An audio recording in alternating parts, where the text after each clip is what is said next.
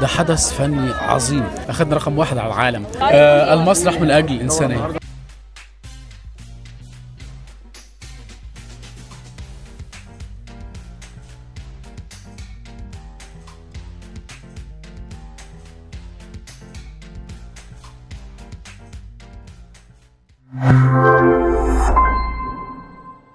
اتكلمنا النهارده عن حضورك لفعاليات مهرجان شرم الشيخ. بصي، هو بعيدا عن انا ماركتنج مانجر للمهرجان، انا بحب المهرجان ده جدا لانه قد ايه هو مهرجان متخصص في المسرح، مهرجان دولي، اعتقد انه الاهم على مستوى الشرق الاوسط كله.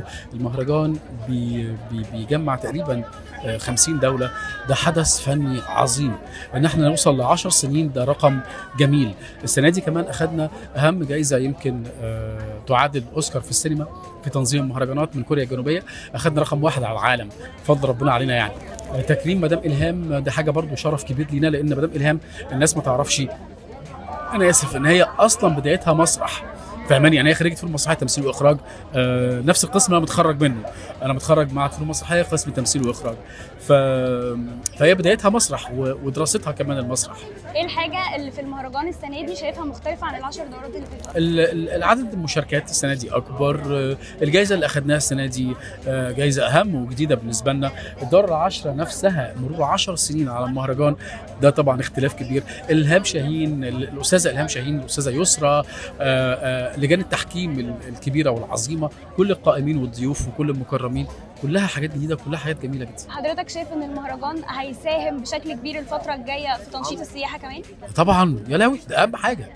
انت متخيله يعني ايه شرم الشيخ؟ انا النهارده احنا بقالنا 3 ايام بنستقبل وفود طيران شرم الشيخ كله مسخر تقريبا للمهرجان، فاهمه؟ فده تبادل سياحي عظيم. انت عندك 50 دوله بقول لك مشاركه، ف50 دوله كل دوله بعد وفد من عندهم، اقل وفد يمكن 10 افراد، فانت بتتكلمي في 500 ولا 550 بني ادم. اي ثينك، مش عايز اقول ارقام يعني عشان بس ما ابقاش لازم ابقى انا محدد جدا في الارقام. تبادل سياحي عظيم. لو حضرتك هتختار حد يتكرم السنه الجايه في المهرجان، تفتكر مين اللي يكون له الاصلاحيه ان هو يتكرم؟ انا نفسي عادل امام، استاذ عادل امام، ادعي لي. لو هنختار شعار لمهرجان شرم الشيخ، تحب تقول ايه شعار؟